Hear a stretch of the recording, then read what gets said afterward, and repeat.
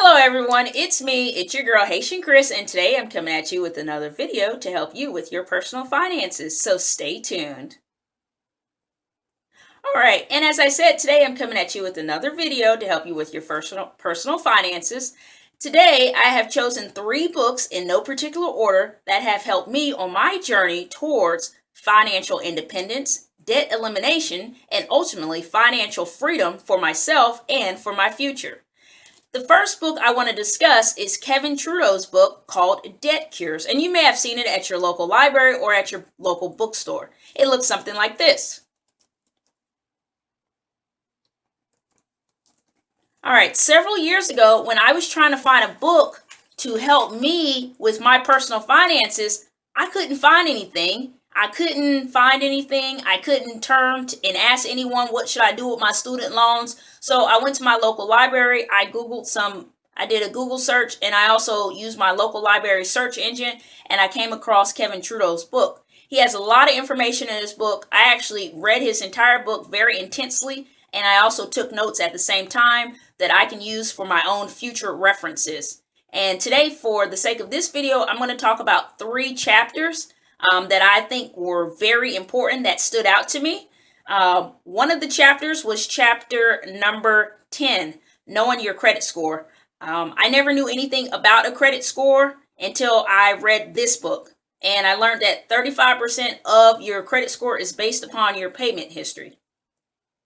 30% of your credit score is based upon the amounts that you owe on the accounts. 15% of your credit score is the length of the time that you've had a credit report. For example, how long have you had a credit report? 2 years, 5 years, 7 years, 10 years.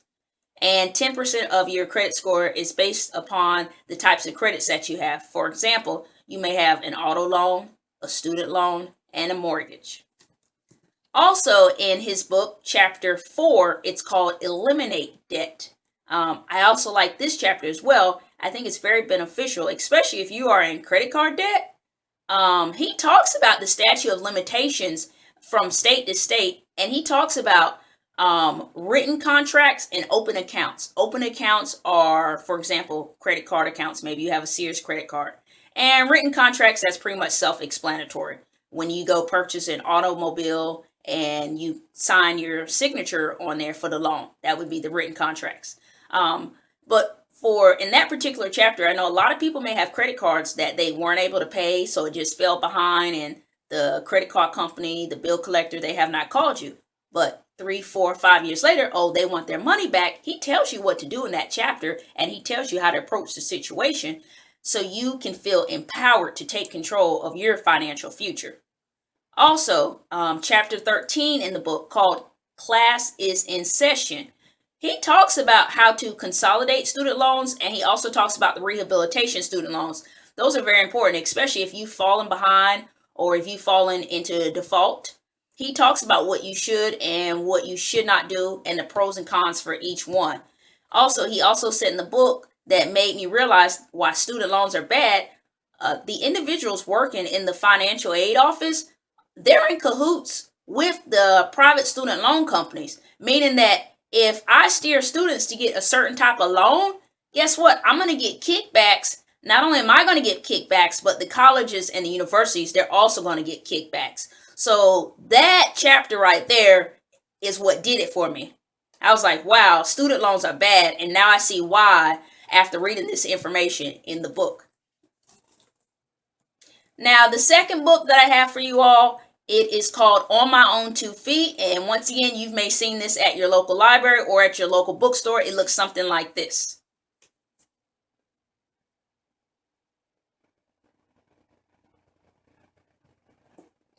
Okay. On My Own 2 Feet is a finance book geared towards women, and men can read it as well. I like the book because it's written in very plain, simple English. You do not need an MBA. You do not need a finance degree to understand personal finance of how she's written it in her book. If you look at my book, you will see that I have sticky notes here at the top and on the sides right here. I do this so in the future I can go back and find information that I need to reference very quickly. For example, I'm going to open up my book here. Okay, this is chapter 7, Okay, the path from saving to investing. And as you can see, I have highlighted and I have underlined information in my book. Prior to reading this book, I did not know anything about the stock market. I didn't know how I should invest for my retirement. After reading this book, I have learned, what passive managed index funds are. I have learned what actively managed mutual funds are. I've also learned about the S&P 500, and I've just learned more information in her book. Also, in her book, I have learned about, for example, car insurance. I didn't know there was a such thing as entry level, good, and best car insurance. I didn't know that until I read this book, and I realized that, for example, with me, the type of car insurance that I have, since I'm in a small town, I have the entry level insurance.